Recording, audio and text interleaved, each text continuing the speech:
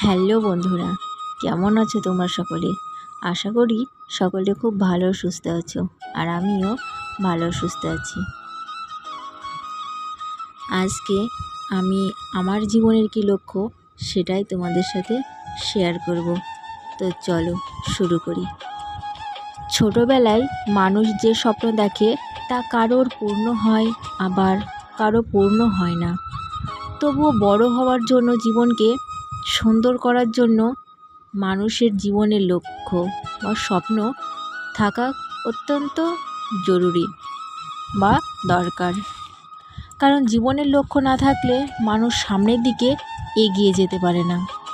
তাই প্রতিটি মানুষের জীবনের নির্দিষ্ট লক্ষ্য থাকা দরকার।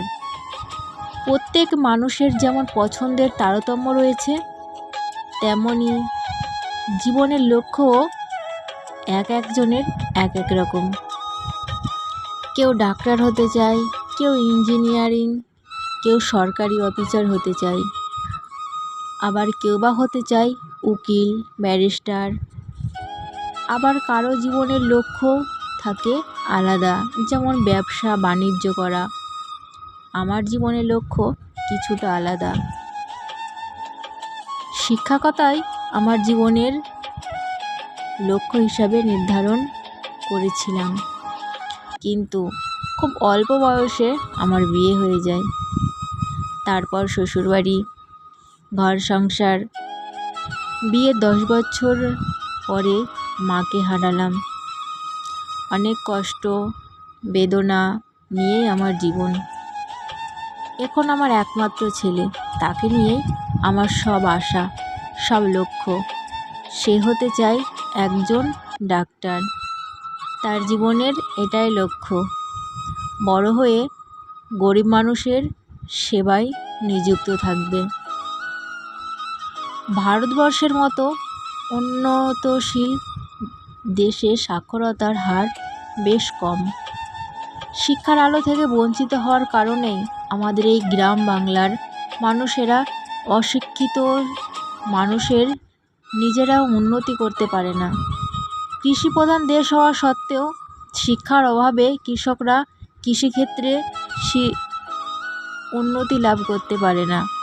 স্বাস্থ্যবিধি সম্পর্কে জ্ঞান না থাকায় এদেশের লোকেরা নানা রোগ ব্যাধিতে ভুগে থাকে। এসব অজ্ঞতা দূর করার জন্যই সে একজন আদর্শ ডাক্তার হতে চায়। এদেশের দেশবাসীরা যাতে উন্নত, জাতিশীল এবং নিজের শরীর সচেতন রাখতে পারে, এবং কেউ বিনা পয়সায় যাতে তাদের কষ্ট না হয়, কেউ বিনা পয়সায় টাকার অভাবে কেউ যাতে না মারা যায়, সুস্থ থাকে, সেই লক্ষ্য। গাছপালা আমাদের যেমন পরম বন্ধু, ঠিক তেমনই নিজের স্বপ্ন বা লক্ষ্যকে বন্ধুর মতোই এগিয়ে নিয়ে চলতে হবে।